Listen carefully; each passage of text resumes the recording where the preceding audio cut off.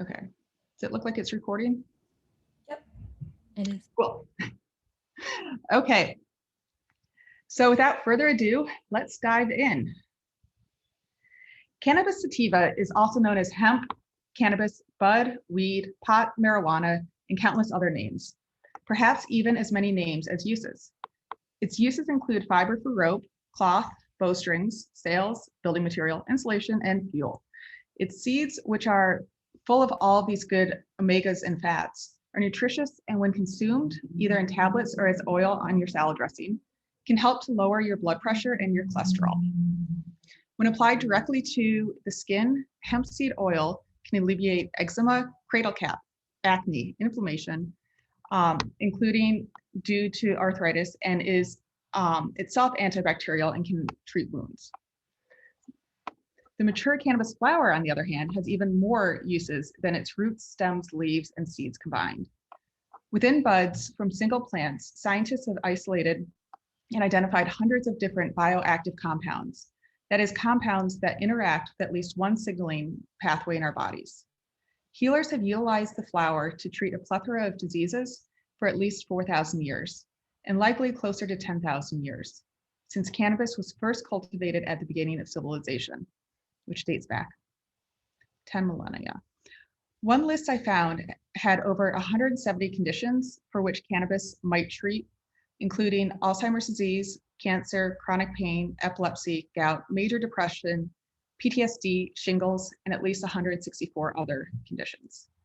Obviously, not all of those have been verified through modern medical research, but those are different conditions that have been treated in the past 4,000 years for cannabis. So how can one plant address so many different ailments? Well, it acts on our endogenous cannabinoid system, which is a cellular signaling system that is utilized by virtually every cell in our bodies.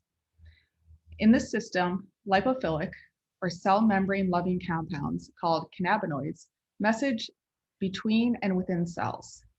Since all of our cells, by definition, have membranes, all of them can have targets to the signaling. The end effect of this signaling is to help our bodies relax, eat, sleep, forget, and protect itself. In other words, to find a homeostasis or balance. Oops. Okay, so let's dive into the cell to see what is happening in the cell membrane and where endocannabinoids fit in. Imagine that you are holding a water balloon, and the wall of the balloon is the cell membrane. This is kind of squishy and jelly-ish. Now imagine that you cut the water balloon open. Maybe it's filled with jello, so there's some structural integrity. And this is what you see, this lipid bilayer. There are all sorts of proteins and receptors and fats and cholesterols hanging out in this membrane. You can imagine that it could get crowded. The receptors and proteins can be moved around by intracellular proteins, extracellular proteins, and whatever they're hanging out next to has the opportunity to influence its action, perhaps directly by opening or shutting the channel, or indirectly by not allowing it to move to a certain location. So endocannabinoids, as I said, love to be in the fatty bilayer. I hope this skeleton of these molecules doesn't scare anybody. It's just very simple to see, or I'll explain it simply. That here is a part of the molecule that loves to be in the fatty membrane. When enzymes act upon it, cut it in different ways, it eventually will form one of the two major endocannabinoids that are in our system, called 2-arachidonyl glycerol. That can then be broken down again by synthesizing or degradation enzymes that can that stop the action of the cannabinoids. So I want you guys to imagine that perhaps this green little stick hanging out is an endocannabinoid that's just waiting to be released. The cell receives a message, perhaps through one of these channels. Messenger acts on a another protein, and eventually this little tether gets cut off and it moves to another spot in the membrane or to another cell.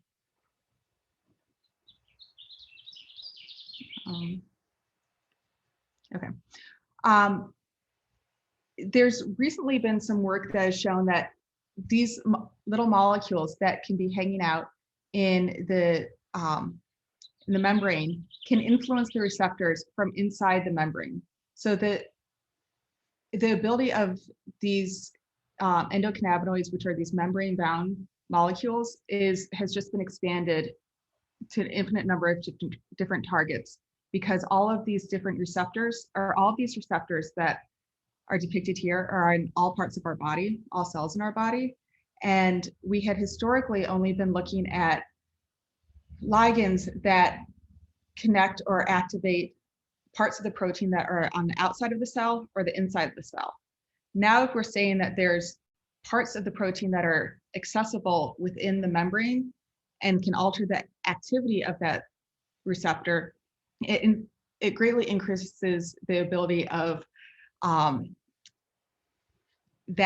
the complexity of which this receptor can signal.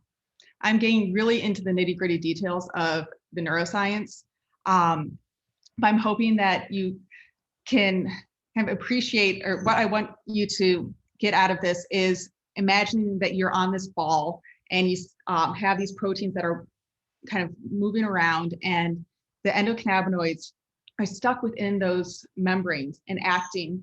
And it's complicated to study too, because they're stuck within these membranes and you can't target them very easily or directly.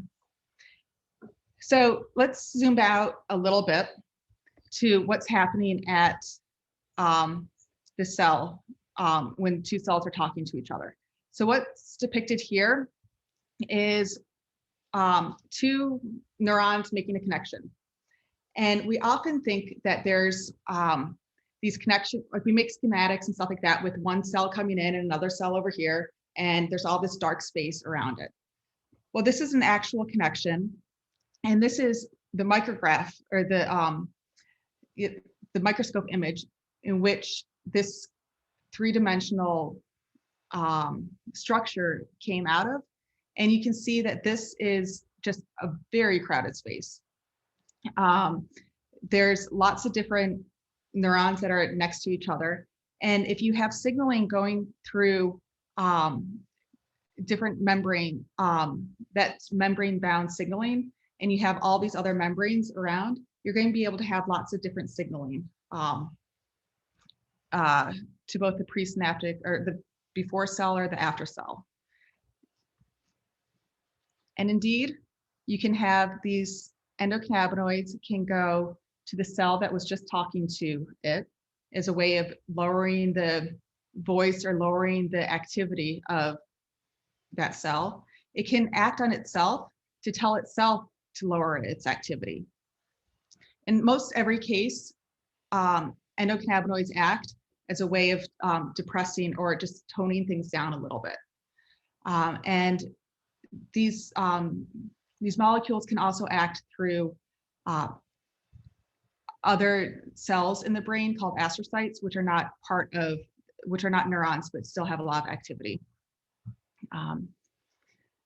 Okay, so if that wasn't complicated enough, we can look at the whole brain.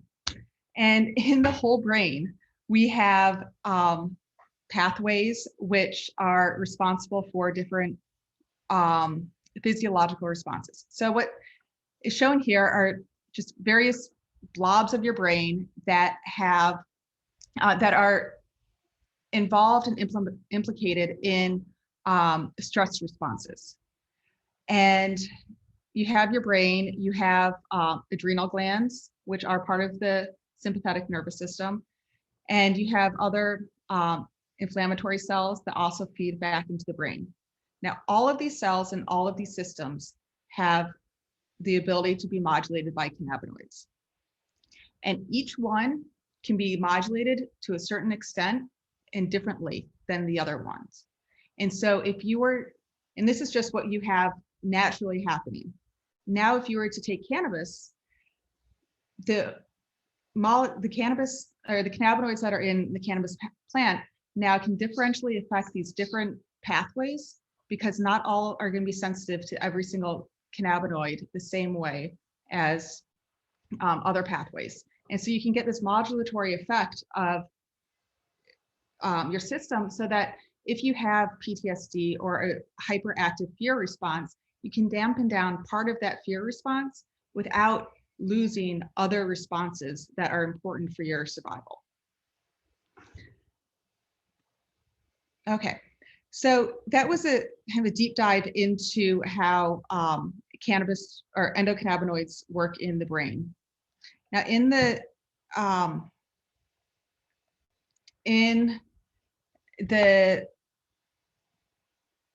now let's go back to the cannabis plant.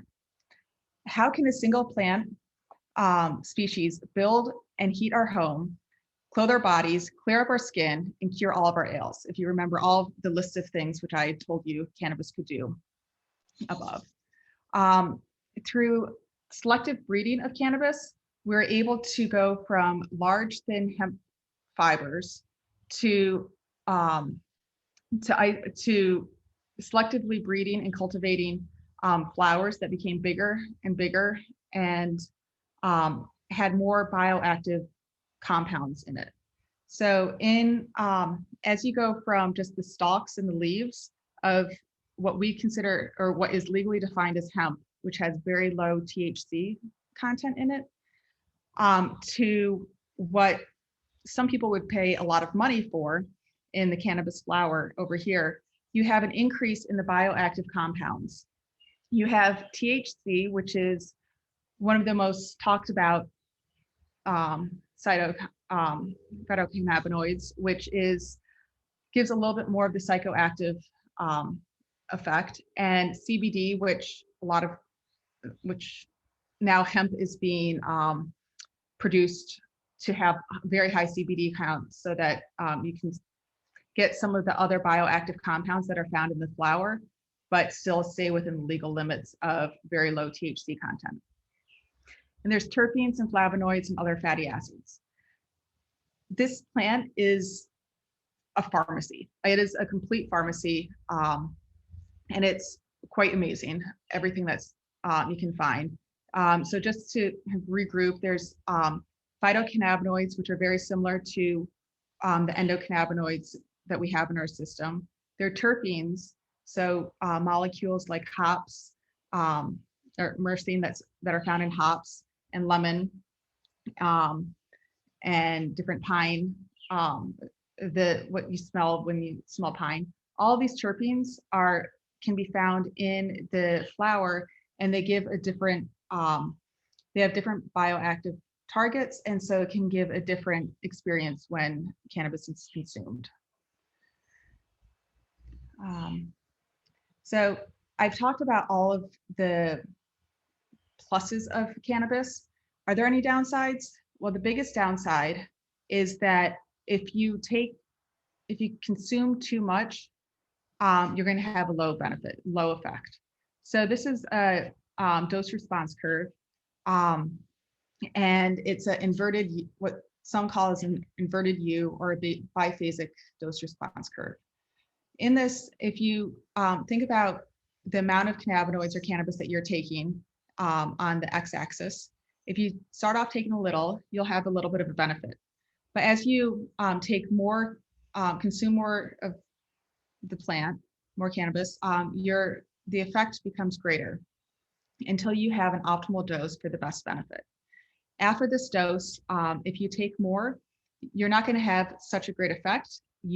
But no one has yet to die from an overdose of cannabis. Because as I said, there's cannabis is kind of a depressant on the system, or it tones down the system. And so what happens when you have too high of a dose is that you've just toned down to your bed or your couch. And then after time, it should be fine. But yeah, people, the biggest downside then to cannabis is the fact that it is bound in your the cell membranes of your body, and it takes a long time for it to degrade.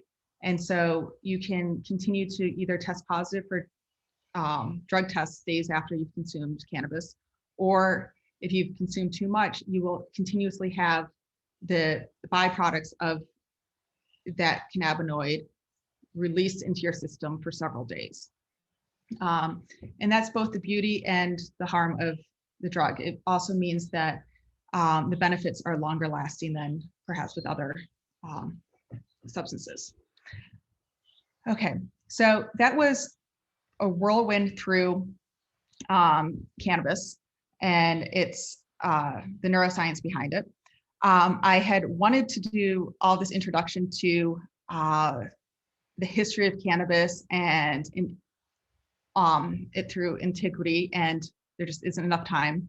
But I want to leave you with Magu, the immortal goddess of cannabis.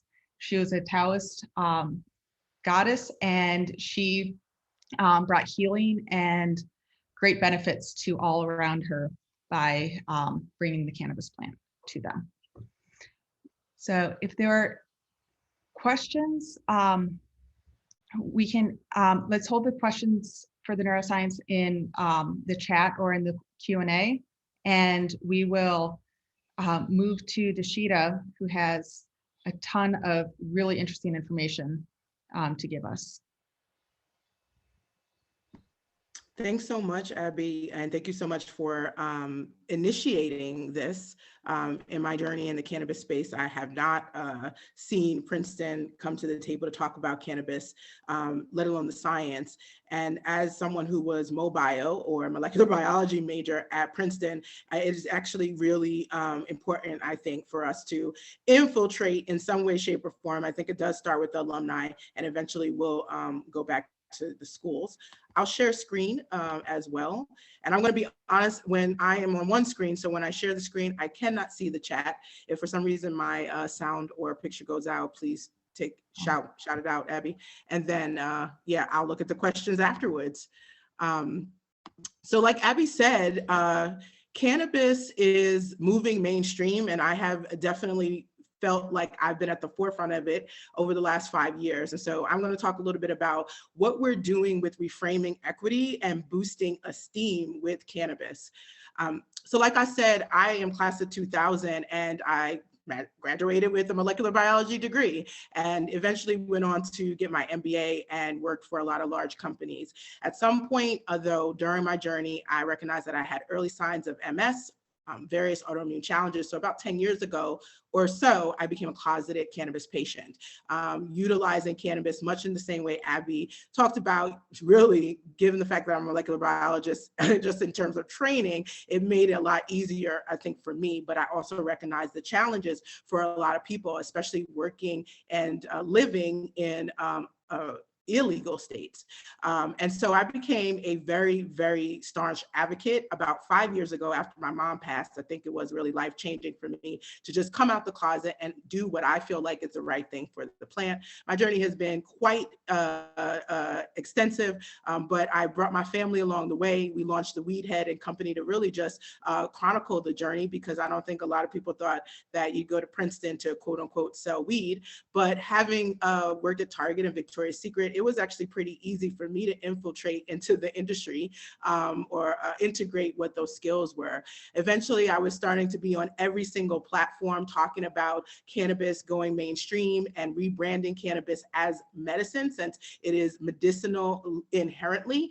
And I found myself on a lot of the stages for Black media or multicultural media first. And eventually that led me to write a book. I wrote How to Succeed in the Cannabis Industry, which is now in its 3rd edition.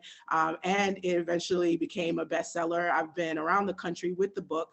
It essentially is a culmination of all of my learnings, but in a workbook style. Since I homeschooled my son, it was kind of really a family joke, because I'm a workbook mom, to make it a workbook. But I really do feel like people have to work where they get in the industry, and they have to identify more than just the growing and the selling. I, coming from corporate background, was really easily able to sort of ascertain the various sectors of opportunity, white space opportunity. And so the book does include a lot of that. I also run my mouth about all of the work that I'm doing in the cannabis space every week on a award-winning podcast called She Blaze. And then about a year ago, in the middle of the book tour, just as COVID decided that it wanted to cancel my book tour on its third city, I got a call from the city of Portland asking me to take my skills to their regulatory office to become the new cannabis czar. And so I've been a regulator now for the last year, implementing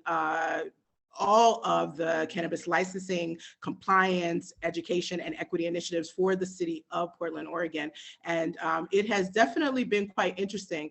But what I will say, I never expected that I would go from the private sector to the public, but I felt it was really necessary just as a person who needs these markets to work to live. And so I am now leading the way on how we can achieve cannabis equity through regulatory structures. I'm going to go through three really big things that I think can help people kind of orient themselves to what's happening in cannabis, provide an overview of the legalization landscape, the current trends.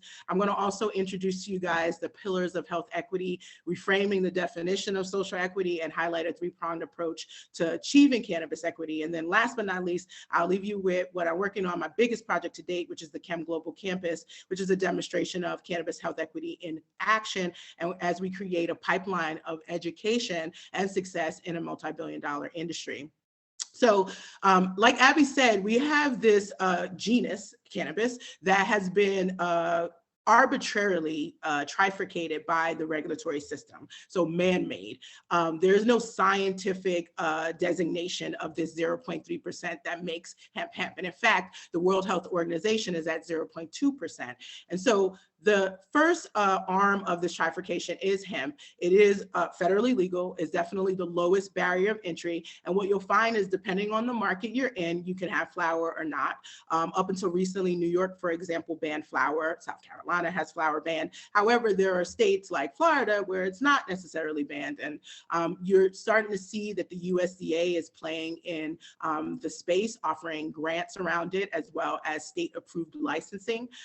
You see a lot of institutions getting licenses as well, especially along the South. And then last but not least, the cannabinoid part of it that Abby was talking about, because hemp has so many usages, cannabis it does in general, there's also a way for you to focus more on the genetics that will bring forth the flowers. That is where the cannabinoids are most abundant. You're not going to get cannabinoids in your hemp seed oil. So I hate to break it to folks who are seeing that maybe in some of our mainstream retailers, and eventually we're going to call them out. But right now, there's no official licensing process for specifically cannabinoid hemp. And so a lot of people believe with the bill that passed in 2008, the Farm Act, that people are not really taking it to its truest form. The Farm Act was for grain and for fiber. And now we've got, though, most of the acreage of hemp that has grown over the last 2 years focused primarily on cannabinoid to take advantage of the CBD market that has been growing. The second area is medical marijuana, and I still use the word marijuana because it's in the law, but there's a lot of language that we are changing and re-educating around it.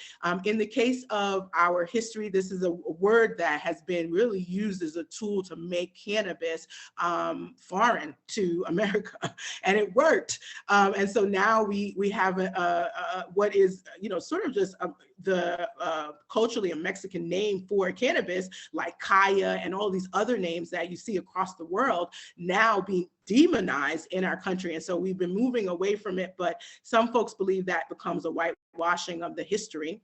And I think Dick said this in the chat, that there is a very, very clear history around why cannabis was made illegal. But the medical market is the one that emerged the first out of all of the markets, really. The hemp market really in the cannabinoid space just emerged in the last 3 years. But medical cannabis has been legalizing since 25 years ago when California did so in 1996. But it is varied across the country, 36 states now, and all of the extra territories of United States.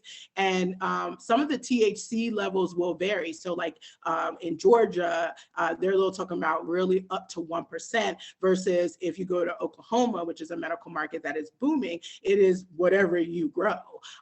There's plus or minus flower. New York has no flower. Pennsylvania has flower. New Jersey has flower. And the markets that have flower do better. In Minnesota, where they have no flower, they've been bankrupt for the last few years. And the 3 operators that are vertically integrated bankrupt and unable to really innovate because they can't sell flower, which is still about 35 to 40% of the market.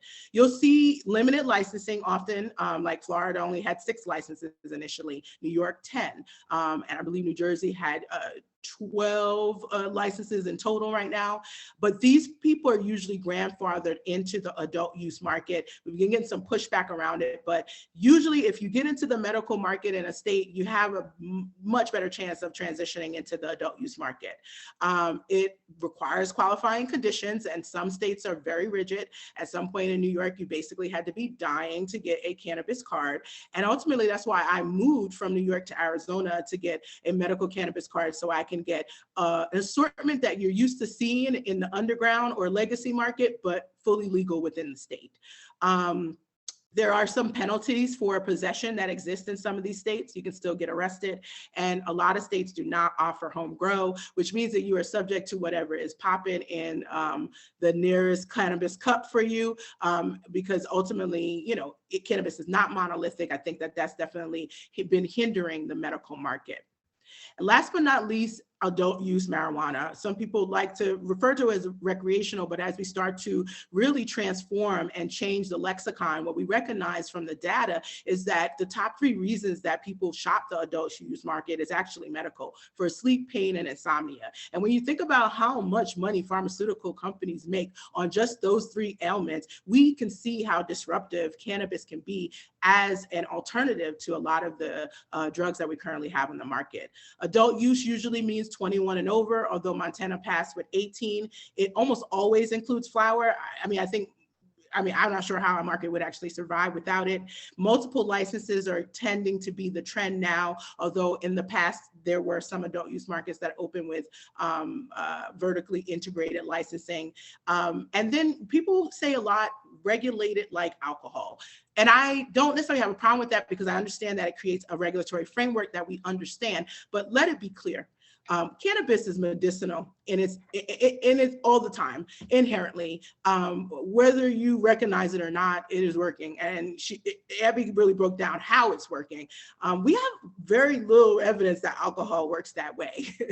So we've found that it's been traded in Illinois. We just found out that cannabis revenue has surpassed the state's alcohol revenue at this point. There's still penalties for possession, large possession. Right now, New York is legal. And if you have more than 3 ounces on you, you may catch a misdemeanor, maybe a year in jail, and about $5,000 fine. Now in New Jersey, it's 6 ounces. If you have more than that, you're looking more at 3 to 5 years and potentially a $25,000 fine. And last but not least, depending on the market, you may or may not have home grow. New Jersey does not. New York does, for example. The current landscape focuses on 2 phytocannabinoids, and this is an erroneous decision, but it's also showing that we have not been able to study this plant since it was basically made federally illegal. So the government regulates the molecule versus the whole plant. And as a result, it is a bit of a hot mess in that there's a lot of gray area. THC is the molecule that gets regulated the most. It is officially the only molecule that's really referenced when we talk about Schedule 1. That's the Delta 9 isomer specifically. But we're finding that because we regulate by molecules, now the trend is that people are getting around it and doing other isomers that give some of the benefits of THC with slightly half the buzz. That would be like a Delta 8 THC. Now we have more recently Delta 10. All of these are workarounds to a poorly constructed regulatory framework, but nonetheless, hemp, as long as it's less than 0.3% of that Delta 9, that is when it's technically legal. We have some states that have actually legalized Delta 9, meaning they're adult use legal, starting to ban Delta 8. So we'll have to watch to see what happens, but we're right now regulating molecules, which I just think it's crazy. But these are the two that we talk about the most. CBD is often pegged as the good molecule, and I wholeheartedly reject that. Ultimately, it is also psychoactive, as all of the cannabinoids are, but there's no legal limits right now on CBD, but we found that there are some real negative effects on really large dosages of CBD and or isolates that are being used as the infusion mechanism for the CBD. Right now, if it's up to me, I feel like we don't have enough science influencing law and policy. I think that's ultimately why I became a regulator. I school people regularly. I like it. I enjoy it about what's happening with cannabis. We focus on these two, but eventually, as we get this new pipeline of people who are coming into the industry as regulators and entrepreneurs, we'll start to see all of the rest of these cannabinoids open up and have more conversation about what type of products and what type of output the cannabis plant can actually do. There's over 50,000 uses, and this is thinking about the entire genus. Cannabis is agricultural, industrial, medical, and nutritional, but we spend a lot of energy just focused on these medicines and supplements. And I think while that's important, like I said, look at the disruptive potential of the pharmaceutical market just on the 3 top reasons people shop the adult use market. But all of these other things can be made with cannabis or can be impacted with cannabis. And so while we know that this is a multi-billion-dollar industry, probably if we just focus on the medicines and the supplements for sure, we see it as a multi-trillion-dollar industry when we think about the global uses. Plus, by the way, this is only using 30% of the plant. 70% of the plant still goes unused or even remediated to be used because a lot of hemp gets thrown away for being hot hemp every year. We're going to have a global impact as a result. We already see this happening. Even China, who cultivates the most hemp in the world, is looking at trying to figure out the cannabinoid market because CBD is doing so well. You have countries like Thailand that is actually giving THC, high THC extract to all of their hospitals to give to their patients for free. Colombia right now is very much focused on medical cannabis. I named these countries because they have some of the harshest drug laws in the world, but they have started to move the needle on it. And yet I feel like the United States is still a little bit behind.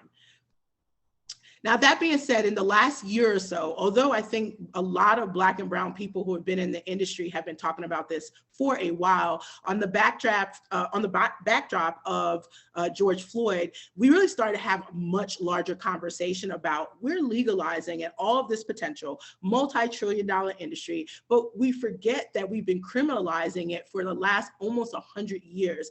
And in fact, we criminalize people to the point where we have actually destroyed whole communities, disrupted families. We are perpetuating poverty. So there's a lot of social justice and social reform that we are fixing that we can literally thread a needle back to cannabis prohibition. And when we talk about the war on drugs, we're actually talking about the racially biased enforcement of cannabis prohibition because we have so much hindsight data from DPA, Drug Policy Alliance, or ACLU that basically shows that this war on drugs was primarily perpetuated against Black and Indigenous and people of color in general. And while everybody has actually lost out as a result of cannabis being illegal, everybody has people who are using it across the board.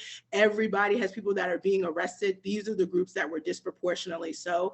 And what we've done is created a cycle of poverty and struggle. And it's actually shown itself its ugliest head with the aftermath of COVID, with some of these same communities really having the highest mortality rates. And so this is the conversation that has changed the lens on what equity looks like when we talk about cannabis legalization. And it's what I teach about, what I testify about across the country and abroad. The theory behind all of this is that if the government decided that it was going to now make something that it has been illegal for 100 years legal and make revenue from it, then the government has an accountability issue that it needs to deal with. And this is why I like working for the government, because I can say that cannabis legalization laws and regulations must actually remediate every aspect of cannabis prohibition. So everything that we just saw on that last slide. And unfortunately, we've been talking about things very shallow. We worry about whether people get a license, and that's considered equity. But that has nothing to do with the community necessarily that got destroyed or over-policed or disinvested. And I take that personally because I'm from East New York, Brooklyn, and that was a neighborhood that now in the New York legislation, it is clearly an impacted zone or impacted area for over-policing due to the war on drugs, with the majority of arrests there being Black and Hispanic men, and largely due to cannabis possession only. And so we've got to remediate that. And I made it my personal mission to do so. And I think that with the cannabis health equity movement and what we've been doing, the first thing is we've been reframing what we talk about when we mean equity or total equity and even health equity. Today, I see so many people on TV talking about health equity, but they really do approach it in a very shallow manner, in that we're really talking about equity in healthcare. However, working with medical doctors and scientists, we've collectively as a coalition come up with a much broader perspective on equity, really based on the 4 pillars of well-being, because in truth, as a society, we should be trying to push ourselves towards a healthy well-being. And so that means we should all have an equal opportunity to all of the areas to achieve that well-being. And for us, that starts with economic equity. I think everyone first starts there because we worry about, like, am I going to be able to have enough money to live? This is about having an assurance of access to these resources that allow you to live. Collective agency, personal agency, to allow you to have control over the flow of your resources in your household and community. And I got to tell you, growing up in the hood, this was absolutely inequitable. In Brooklyn, compared to other neighborhoods, absolutely so. And so again, I point to my personal references because it helps me, again, understand where we're maybe talking about it in a little bit of a shallow way. But can you imagine that you actually probably won't have good health if you can't actually pay for your resources, if you don't have an agency as far as your flow of economic resources for your household. Similarly, there's environmental equity. This is about assurance of access to clean air, water, clean, safe indoor spaces. If you've ever been to the projects, you know those are not clean and safe indoor spaces. If you know about what's happening in Flint, Michigan, you know that there are still communities now that do not have access to clean water. But that seems to be, should be a basic right, but it isn't. And so we have an opportunity to really think about, again, how do you consider or think that someone's going to have a healthy well-being when they're not having necessary access to environmental equity as well. And then the funny part about cannabis is, while this can certainly be a case where cannabis can give money to improve these things, cannabis as a tool can actually improve these things. It cleans the soil. And so hemp can be made into much greener materials that we can build things with and improve our global ecosystem in total. The third pillar is the human equity. And again, this is really about optimization, impartial optimization at that, about our knowledge, our skills, how we learn, our adaptability, empathy. And this is actually the pillar that I feel like our current definition of health equity falls under when we think of equity in healthcare. We're talking about optimization of the individual's physical fitness. And if you are lucky, that means your mental fitness as well is included in your healthcare. For some of us, certainly BIPOC communities, mental health is not necessarily included in your standard healthcare, but it's definitely not inclusive of spiritual fitness. So what this shows to me is that we're looking at a very tiny part of what actually the human equity aspects of the pillar really mean and could do for us. We're not talking about education and how that's contributing to individuals, and that's part of the human equity pillar. But in order for us to actually get all of these things, this is the area that I work on the most, and that's the social equity place, because without social equity in place, it is very difficult to achieve the other pillars. And so we focus very heavily on social equity because it is the fairness in policy regulation and in the distribution of social resources. It's not just getting a license in cannabis. It literally is every aspect of government should actually have social equity involved. And because of the fact that it's meant to be fairness and policy regulation, I've got to be real. The United States has never really demonstrated social equity in any of its policy and regulation due to our systemic racism and the history of our country. The other really important part about social equity is that it is about having the ability to ensure that policy and societal infrastructures facilitate the impartial and continual access of the other three pillars. And so as I got to really know and love this framework, I started to realize that my whole existence had been without pillars of health equity. And therefore, I needed to figure out how we could leverage something like cannabis, which really, I think, shines a light on the missing equity because it was so inequitable in its criminalization. But the truth is, it shines a light on the fact that we need to do this ubiquitously. So if anything, you leave with that for sure. But cannabis is actually blowing it up in a lot faster way. What we like to say is social equity is the vehicle and health equity is the destination for us in the cannabis health equity movement. And so what we found is that we can make a global impact when we look at the broader scope of cannabis, but we overlay it with the 4 pillars of health equity and we act accordingly. So that leads me to our 3-pronged approach to achieving cannabis health equity. We know we call it the war on drugs. And so the first prong is really about ending it, right? That means that we shouldn't really have had all of this money made. It's about a $20 billion industry plus right now, but there's still people in jail. And so expungement, pardons, post-supervision, that's when you're on parole, but you can get in trouble because you are consuming cannabis, even in a legal state. Like that happens in Oregon. That's something we are looking to fix in this legislature that we just introduced this term.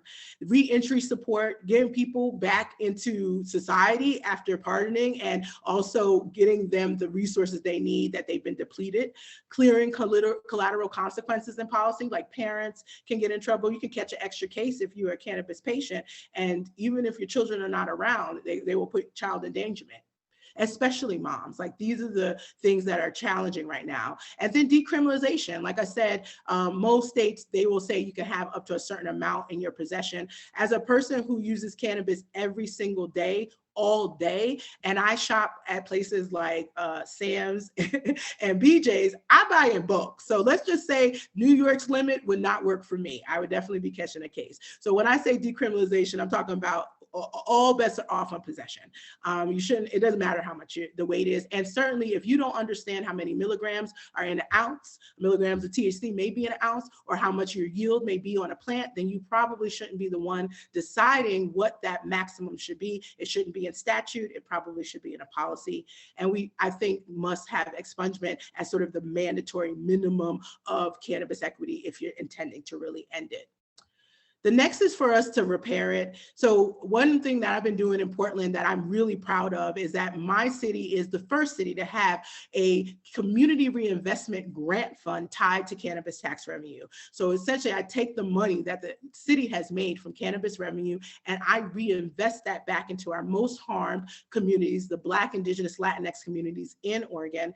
And I am constantly measuring and monitoring on what that return on equity investment is. I look at it as a fund that I need to have a diverse investment, so it's not just one thing.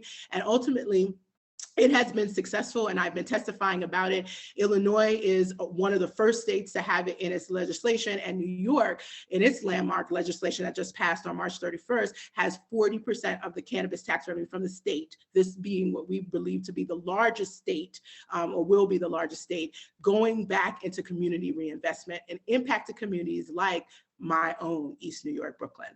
Prioritized licensing is another opportunity to repair. That means that if you got arrested in the past, then you probably need to be ushered to the front of the line to participate. But that has actually been the opposite. And it is only in the last year that we're starting to see that. And we're seeing states like Colorado, the first to legalize adult use, to go back and try to fix it.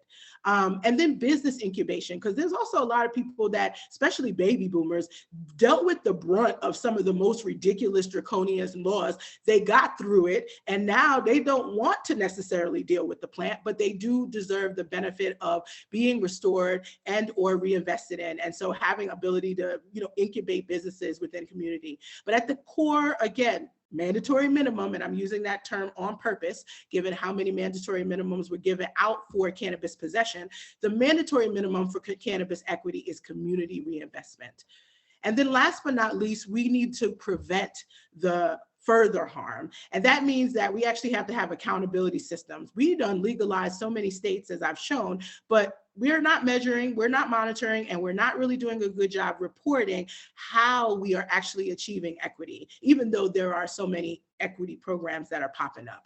I'm hoping in the next couple of years, we'll be able to get more data. I started the Cannabis Regulators of Color Coalition primarily because I wanted to aggregate data, write white papers so that legislators and policymakers and business owners could actually understand what the landscape was, because so many states do so many things. Even the definition of equity has been different. Data sharing is really important, but more importantly, I'll be honest, without public re-education, I don't think that we're going to change people's minds. We're going to continue to harm folks. What does that mean? That means that there's still discrimination for use. There's still drug testing that happens. New York City, for example, has set a precedent in that you cannot be tested in a hospital without your consent, and pre-employment drug testing for THC has been banned, but the state hasn't gone there yet. And so those are the type of things where I think public re-education versus fear-mongering will help change and shift that narrative. I think we need more representation in policy, and that's probably, and regulatory leadership, and that's probably why I took the job when they asked me to do the role. And I also see, because the industry is growing so fast, we've seen a lot of people taken advantage of. And unfortunately, those happen to be some of the same folks that are actually needing to end and repair the harm that has happened to them. And so labor agreements being a real important aspect of preventing further harm and exploitation. But again, the mandatory minimum for preventing, from my perspective, is accountability systems. If you're not trying to be accountable, then I can't believe that you actually want to end or repair anything. The last thing I'll leave you with is what I'm doing and how you can get involved. If you're here, you're already taking the first step because you're educating yourself. You got to relearn the history. We've been really given just poor information about cannabis. Learn that history, learn the science. If you're a geek like me, it is going to be very fascinating. But more importantly, once you learn, you need to advocate and educate it forward. So I think that's why I do all of these presentations, as this is actually my third one today. I share the truth no matter whether you want to hear it or not. I'm going to dismantle the stigma. That's why I called myself the weed head. I happen to be one of the most productive individuals that probably most of my friends and family know, and I consume cannabis all day long. I'm one of the first regulators to say that I'm a cannabis patient, and it's been fully accepted. Why? Because I deliver. And cannabis actually makes sure that I could stand here with you guys. Otherwise, I'd be seated probably in a chair somewhere in pain. I ask all the people to participate in some way. You can do it from the seed to solution. There's so many places you can get in the supply chain, but I think the most help is needed in the ancillary space. I've never actually owned a business that touched a plant. My money made in the industry and my leadership in the industry has been as a management and strategy consultant. And so I think ancillary businesses are extremely important to ensuring that the growth of the industry follows the trajectory that we continue to project, but we continue to just get a little bit short. And I think part of that is we still have a lot of bro science. We still have a lot of suspect folks who, 1 week they were probably working at a car dealership as a salesperson, and that's cool, that's your job. But the next week they may be the chief marketing officer for some big cannabis company. That in of itself has been disastrous for the industry. So I'm always encouraging people to do like I did, cross over your corporate skills into the cannabis space. And then of course, continue to demonstrate by building coalition. This is what I'm doing with the Cannabis Health Equity Movement. I have, yes, a government job job and I do it every day, but I spend so much time in coalition with other advocates and thought leaders on equity and re-education. And I'm excited to be sharing with you guys, again, my biggest project to date, which is the Chem Global Campus. It's a White House supported national cannabis education project. We basically are looking to pilot a pipeline of education from some of the smartest and brightest folks in the industry. Our goal is to grow the next generation of cannabis pioneers. And we happen to all be Black and brown. We cross so many different areas of medicine, law, research, regulation, and more. If you've never heard of the Doctors Knox, you need to look them up. They're a family of MDs, MBA, and little sis Dr. Jess also has that MPH. And they have come into the industry like a storm. And I thank God for that, because seeing them on the Today Show in 2015 is the reason why I decided to get in the industry in 2016. Together, we built a hybrid virtual campus that we do in partnership with universities and government entities. It is a public-private partnership in total, and it's intended to develop a STEAM on campuses, and a STEAM standing for agronomy, science, technology, engineering, art, mathematics, and medicine. I always say cannabis is making everything sexy again. I mean, I could talk about molecular biology with my son and he's not bored because we're talking about THC. But I think it's important to recognize that the breadth of what cannabis is can impact so many different areas. And it's time that we start teaching about it. And we believe that institutions can be perfect impact partners to deliver on what will be the next wave of leaders in the space. Our goal is threefold. We want to boost the STEAM. We want to make that curriculum better and have real cannabis education, not things based on bro science, from really educated and experienced cannabis leaders. We want to help. There are HBCUs that are really struggling right now. So we definitely want to help enrollment and graduation rates. And that's why they're priority partners for us.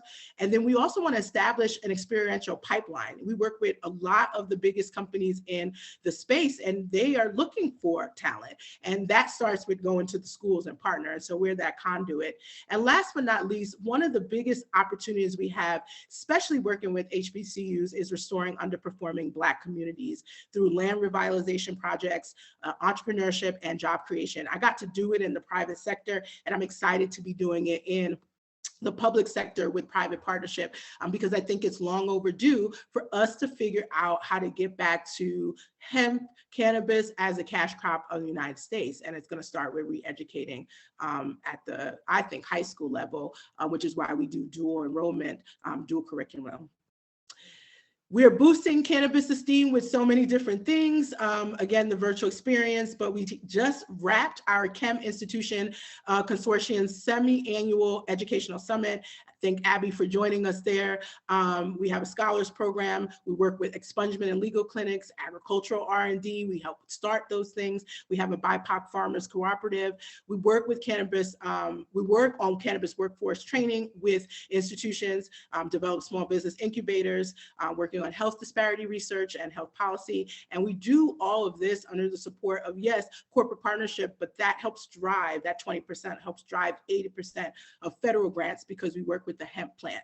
We know that hemp competency is cannabis competency. And so even if you're not ready to talk about marijuana, you can talk about hemp, and we can do so legally, and we can get funded to do so as well. That being said, I want to thank Abby for inviting me. I'm super excited to be sharing all of the stuff that I'm doing across the country with Princeton Tigers. You can join the movement by checking out thechemalliance.org, or we just launched Association for Cannabis Health Equity and Medicine. It's actually the first BIPOC health professionals association in the country to focus on cannabinoid medicine. And you can find that group at acammed.org. Again, I'm class of 2000. I'm also the Portland Cannabis Czar, so you can find me through my government. It might take a long time because you got to go through the communications office. But also, if you just go to the WeedHead.com, you'll find me there as well. Thank you. That was amazing. Absolutely amazing. Thank you so much for speaking a third time today. It was learned more than I did the last time, starting to gather more. Now I'd like to introduce Lion Henry. Lion is, do you want me to give you an introduction, or do you want to go for it? Well, I could go for it. Okay. This student doesn't have any slides to present, so I'll just fly off the cuff. introduce myself. Dasheeda, amazing presentation. Abigail, thank you for making me a part of the room today. I appreciate you all. Olivia, Victoria, thank you for making me a part of this presentation. Just give you a little bit of background about me. I started my journey in the cannabis industry about 2015. I was closing in a prior career as a IT worker, network engineer. I was brought on by a group of investors in Pennsylvania to co-author an application for a medical marijuana dispensary. And I authored the security portion of that application and scored perfectly, though we didn't get the application approved. Went on to New Jersey 2 years later, did the exact same thing with my current investment group. We currently have applications pending in the state of New Jersey, and I authored our New Jersey Administrative Code 8.6.4 security on the application. And from there, I transitioned. Dasheeda, you talked about transitioning your previous work experiences and transferring them into the cannabis space.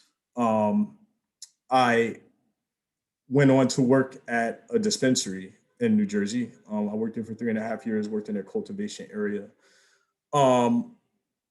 As far as ancillary business, I started my own ancillary business back in 2012. I developed a product called WeedLips. You can find it at weedlips.com. It'll forward you to Amazon page where I have a lip balm. It's a hemp-based lip balm. And working at a hygiene company, health and hygiene company, international manufacturing company, gave me the wherewithal to produce that and bring that to market. So that was very interesting. Fast forward, what I'm doing today. So I'm currently working with my investment group. I haven't met with a lot of groups like this, and there are so many out there. I have lobbied on behalf of my investment group to municipalities. I've gone back and forth, and I've met with real estate people and specking out property and stuff like that, and speculating for a good place to build our business. While I was at the dispensary, just let me shift, I'm kind of all over the place, but while I was at the dispensary, I worked in the cultivation area. And I basically worked in trimming, post growing, processing in the dispensary. We had a huge focus on integrated pest management, and that'll go into a little bit about what I'm going to suggest for people who choose to grow in your state if you're legal. I'm sitting in Harlem, New York right now, so it's legal to grow 6 plants here in New York City. And I haven't taken advantage of that yet, but that's on my list of things to do. But integrated pest management was a huge focus on my work at the dispensary while I was there. It was interesting to work in such a sterile environment. I would liken it to not just a hospital, but maybe a surgically clean environment, from suits to disinfectants to using certain products to clean, heavy uses of isopropyl alcohol,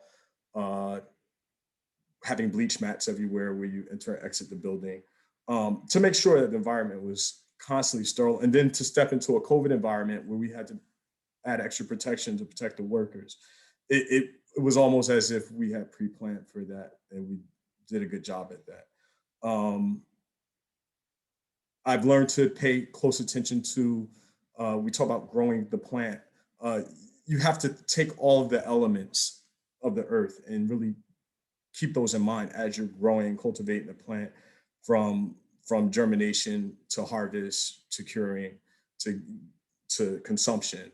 That paying a close attention to relative humidity is very important. I've watched a $3 million crop get thrown in the trash because of mold. So that is very real. Having a particular attention to detail for radicals, for pests in the plant, and making sure the plant is consumable, and handling it at all times. So that's basically my background. I would strongly suggest for anybody who chooses to grow their own medicine is not something that you want to do if you don't have the time.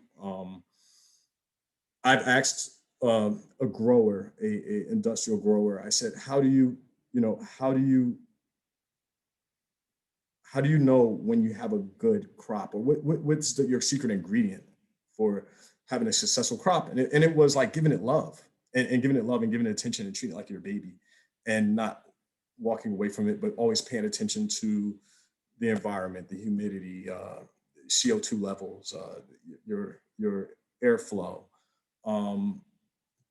temperature, of course, all those things. I think you asked Abigail about auto flowering versus feminized seeds. In New Jersey, I don't see how New Jersey is going to be able to do an outdoor grow, or anybody could do a successful outdoor grow without some type of insulation, or greenhouses. I know what they have now. I worked the place where I worked. I know we had over 4 grow rooms. Why don't you think outdoor would work in New Jersey? Well, I mean, just in the Northeast, I mean, you have a small window Can you get one crop in? of season without frost. I mean, that might be great for the summer, but the season's so unbalanced. I don't know. I don't hear of any industry people other than maybe hemp, a consumable marijuana plant, to just grow it purely outdoors. New Jersey, not impossible, but on a commercial scale, I don't see how that could be without some technical intervention, So you've also you've done a couple of different degrees and certificate programs. You got a certificate in horticultural therapy. Was that course specific? Did you guys discuss cannabis? This was through the Rutgers extension, or what were the different? Yeah, thank you. Yeah, so on my journey to educate myself, and I think that's the key to minority involvement, to the minority buy-in. I have so many friends, Dasheeda, I'm sure you do too. How do I get in? How do I buy? And then a lot of people who don't even smoke, they still like, how do I just want to make money? Like, well, I don't know how you get rich on anything you're not passionate about, but good luck. Education is so key. I got my undergrad at Rutgers in information technology, 2002. Got my MBA from NGIT in technology. So I went back to Rutgers, is right in my backyard, New Jersey, and decided to check that box as far as learning plant science as much as I can. I wasn't trying to get another bachelor's degree, but what I found was a program that taught above basic horticulture and plant science mixed with a practical application in a clinical setting, which I thought was awesome. It was even more of an awesome experience because I got to intern at the VA hospital at East Orange. I worked with behavioral health population. I worked with spinal cord injury patients, substance abuse patients, and we worked in a greenhouse garden type setting. And we did all kinds of things from, planting crops to creating product that will augment their culinary skills. And we had to have another culinary program. But going back to cannabis and how we touched on cannabis in the class, the AHTA, which is the American Horticulture Therapy Association, they are the governing body for horticulture therapy here in the US. The conversation is just starting to pick up in their work groups. On a national scale, they still recognize it as a drug or a Schedule I drug. I think that's a big factor. Rutgers University is the land grant university for the state of New Jersey. I could tell you that my professors there were very excited to talk about cannabis, and it definitely was integrated in our studies as far as just studying the behavior and the anatomy of the plant. And of course, it was always more exciting to discuss this, when you talk about xylem and phloem and photosynthesis, and everybody's ears pop up when they hear marijuana. But I know the buzz on campus is big time. Marijuana is coming. Hemp, hemp research is quietly, and it's quiet. I love to email and harass some of my professors and, hey, I'll come and sweep the floors in the greenhouse, anything just to be a part of that. And it's a challenge, but I will tell you this, education for Brown and people of color is, I think, the key, and it cannot be denied in creating a space for them in the, when I look around in the ag sciences at Rutgers, there are not many of us there. I would like to change that.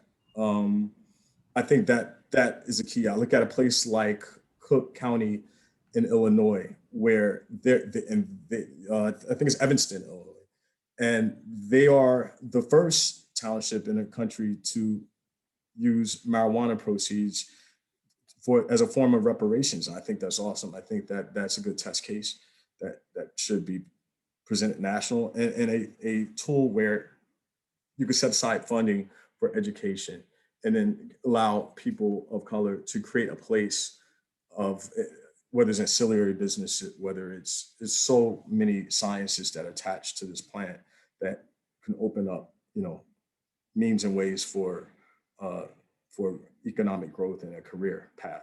For me, technology has been a driver. I've been pushed to pay more focus on software like seed-to-sale software, data retention, loss prevention when it comes to the cannabis space. That is what I'm most familiar with in my civilian world and my military career. So I was able to transfer those skills into the cannabis space. And I'm a medical marijuana patient and a PTSD survivor after 21 years and 3 overseas tours. Yeah, I should have introduced you as the captain that you are. Okay, no, I'm retired. You're a veteran. But all those things are important to me, and I'm grateful that I can contribute to this conversation. If anybody has any questions, I'll just leave time. Yeah, for so questions, and I'll share my information with the group for. Victoria, can you start letting people in so we can see people's beautiful faces when they ask the questions? And I think there's So I'm just promoting everybody to panelist because there's not an easy way to do this, unfortunately. So welcome. Yeah, so I guess Lion, you've had a background you also got a certificate in the National Cannabis Cultivation Certificate. Yes. What was that through, and what does that entail? And is that something that dispensaries are looking at for cultivators to have, or what's the effect for that? Or what's when I got my job at the dispensary in 2015, 2019. COVID has given me lost track of years. So 2017, I jumped on board with my dispensary. At the time, they were definitely like, to be in the grow room, they want a science degree, a BS in botany, plant science. Mm-hmm. I was lucky enough to get a job in cultivation, just a regular cultivation worker, trimming, setting up, tearing down grow rooms. But to actually put your hands on the plant, they're really looking for a strong botany, strong plant science degrees for that.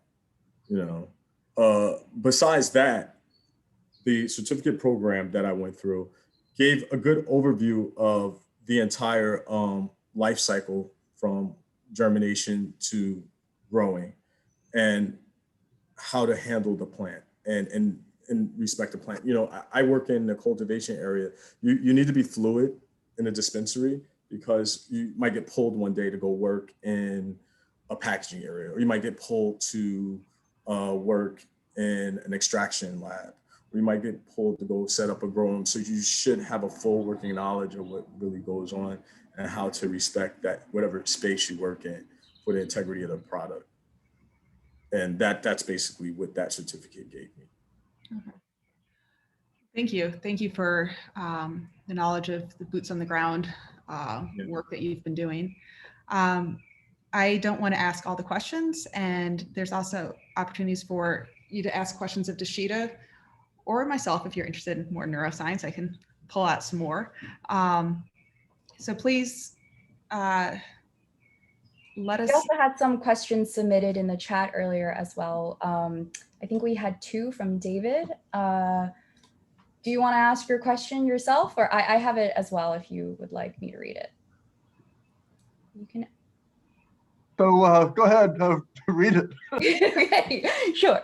Yeah, so he had 2 questions.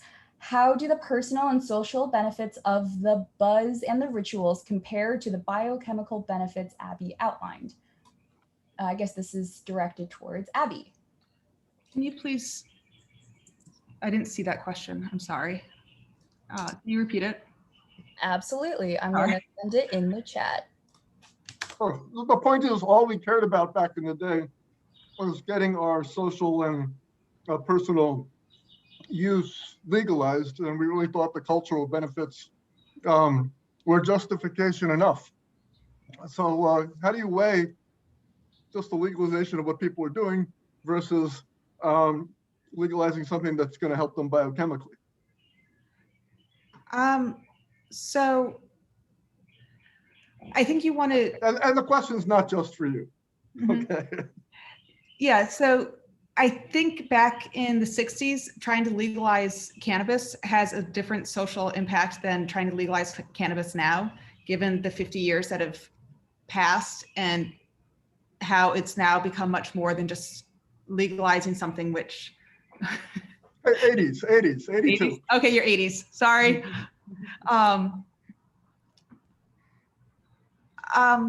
I can jump in, Abby, Yeah, because I'll be real. I mean, having used cannabis before I was a really intentional cannabis consumer or a conscious cannabis consumer, I would say the weight of what I know it can do, and that it is not, when you're consuming just for the culture, I think people don't ask, like they'll pass the joint, but they don't ask what it is. But we don't do that so much in alcohol. I'm not a person that you could pass me something to drink and I'm not gonna be like, what is it, before I take a sip. But now I am that type of consumer for cannabis. Why? Because every cultivar has its own chemical profile. We're now calling them more chemovar at this point because of that chemical profile. And if you have enough knowledge of that, you know that you can actually create what I call cocktails, both in what you're mixing together. So I mix hemp flower and marijuana flower together to create essentially a 1-to-1 with CBD and THC. But I could also smoke it. I could use a tincture. I can do a rectal suppository if I wanted to. The fact of the matter is, I think at this point, it is not about culture over cannabis science or corporate cannabis. It's about the integration of it. And I see that as way more valuable because we now know that it actually has such a medicinal value. So while you may have just been doing it for the culture before, you were still unknowingly receiving value from it. Yeah, so with what Dasheeda was saying, I think that a lot of the properties are so different now, and people have very strong feelings as to whether or not they want to smoke an indica-based forward strain versus cultivar versus a sativa, for example. And I don't really have anything to add besides what Dasheeda said. So yeah. Yeah, I just think cannabis is not monolithic. And in the past, that's how, at least my mom used cannabis, as long as I remember. And it was always like, weed is weed. But now it is not weed is weed. They're just, you need to know what you're actually consuming. And I think that makes more value in the plant overall. Also, well, people are refined consumers now. That's what you're saying. I imagine that doesn't hold true for everybody, but at least in our social class, it does.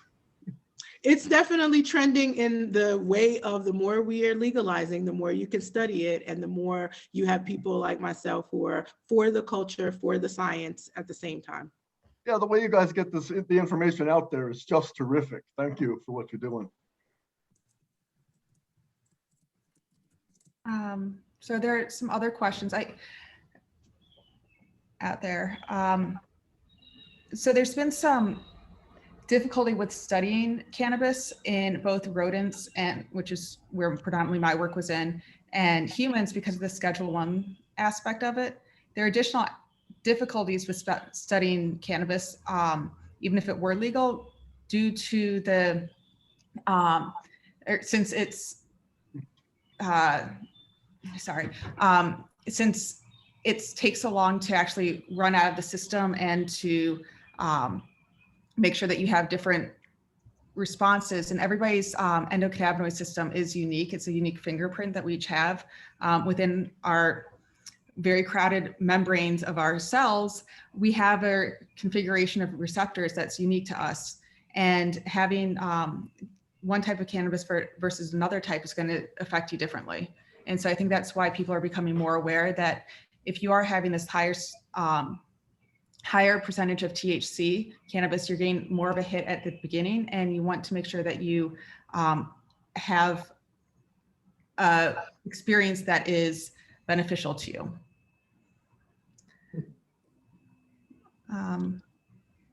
There looks like Ayeta has a question about doing field work around landrace strains to ensure that there is an exploitation of the indigenous folks that grow it in the regions they come from. I mean, I appreciate you asking that question, because this is absolutely a lot of the advocacy work that's happening in Oregon, which has a large indigenous population that has been disenfranchised. I would say we're still really far away from being able to say that we're doing work. And in fact, I think that those groups are still largely being exploited. And that's part of the reason why we are looking at cannabis equity in a much, a much broader way.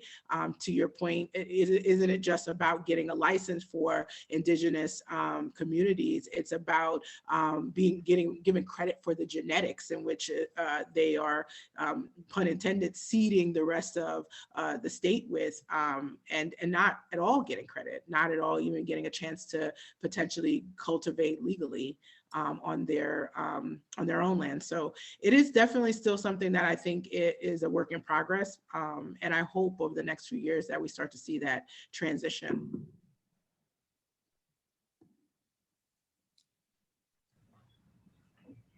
So how would that actually play out? Because I mean, giving credit to, would it be something like what the Monsantos require, that you sign off on saying that you're not going to use any of your corn seed the following year, unless you have to keep paying Monsanto their fees each year? Do you see us moving towards that sort of market? We absolutely are. And in fact, some of the more privileged folks in the space have already started to do some sort of patenting around genetics, even though technically the US does not really allow for cannabis patents, but we're starting to see some on the hemp side. For example, Charlotte's Web, which is a pretty big CBD company, did just recently patent their cultivar that has a pretty high percentage of CBD. It's about 36%. And in fact, what's interesting is that the one FDA-approved drug, Epidiolex, which is one FDA-approved CBD drug that's made by a pharmaceutical company, they actually have to, well, my understanding is that they're buying their genetics from the Charlotte's Web because of the move that Charlotte's Web did. But because it's hemp, I think they have a little bit more ability to do that because it's federally legal. But on the marijuana side, we're not yet there, but there are people definitely hoarding genetics, even ones that they did not themselves actually create. David? I have a question. I'll lower my hand. Kind of selfish. My nephew, my brother's kid, my only nephew, just graduated from Oberlin this week with a degree in biology, minor in chemistry, minor in music, but let's leave that out. He's been really interested in food science. That's sort of what he's thinking he wants to go into. But I was wondering if anybody on the panel might have a job search recommendation for him that might lead him to work in the cannabis space with his skills and make his uncle proud. Anybody? That's hilarious. I love it. I'm glad that you said one, that he's doing music, because that's so well-rounded. But food science world is really important. Most of the fastest growing products in the cannabis space are manufactured products. So beyond the flower, there's certainly still, again, a lot of flower being cultivated. It still starts with a seed. But in the big companies that I've worked with, they would utilize your nephew lower or further down in the supply chain as you're starting to, create formulation for edibles and ingestibles. And that to me is the best place to start. Most of the MSOs do have really strong, fast growing ingestible or edible lines that food scientists would actually do well in. Okay. Anybody in Portland you'd want him to like check into for a potential networking interview or something? You know what? This is reunions, right? I mean, I think you can actually, probably just reach out to me. I wouldn't say offhand. I mean, I know that Portland has a lot of licenses, and there are definitely some of the biggest companies based in Portland as well, the biggest multi-state operators. And so, yeah, if you're willing to move to Oregon, which that's probably one of the easier markets to get into. I definitely think they have a worker shortage at this point. Yeah, one of my best friends from Terrace Club lives and is a social justice activist in Portland. Thank you. My email was just my last name, Holtzman at alumni, et cetera, but I screenshotted your slide, so I'll be in touch. Awesome. Well, there any other questions? I know that there's some other cannabis experts on this call. I am half tempted to call out some of them but I won't. But if there's some other comments or questions for the panelists, and this was a lot of information that we threw at you tonight. I appreciate everybody coming out for our virtual reunions here. My email address is just my name @gmail.com, abigailkalmbach@gmail.com. Happy to answer any questions. Those of you who are Terrace members, we are looking, this recording will be made available. Thank you for one more question. This recording will be made available. We will email all the attendees once it's been converted. Yes, because Dasheeda's presentation in particular, we could all watch 4 more times and get a little bit more information from. Terrace members out there, we have just started a financial aid fund to help with financial aid going forwards. It has historically come out of our operating budget. I'm putting on my DevCo hat and grad board hat for a second, since you're a captive. We are hoping to raise money so that we can, for financial aid, so through recurring donations, so that we can provide an opportunity for anyone who wants to join this beautiful club and be part of this community, ability to do so regardless of economic circumstances. And we give both donations based on the university's financial aid, but also discretionary. Yes, and Jenny, to thank you for Abby's point about financial aid. You can find more information on our website, Terrace's website, and you can also donate directly on our website as well. So yeah, we're super excited about launching financial aid because, like, for me personally, like, I've never even seen weed until I stepped foot in Terrace, and it has been such a beautiful journey of like seeing this whole other side that I never even knew existed, per everybody's point about education. So Terrace was definitely my first step in getting educated in a lot of different things and loving myself, but that's separate to this. Well, it's all, that's what cannabis does. It helps provide unity and cohesion amongst people. Jenny is absolutely correct. We have had a financial aid fund for the past several years, but we have been funding it ourselves and out of operating budgets. And now we would like to increase what we can give out. So without further ado, check out the newsletter. Karen's log back on for Lore Night to hear about stories of yesteryear or yesterday. Hopefully next year we can have Dasheeda and Lion over to the club for reunions so that we can kind of meet each other and have another check-in next year.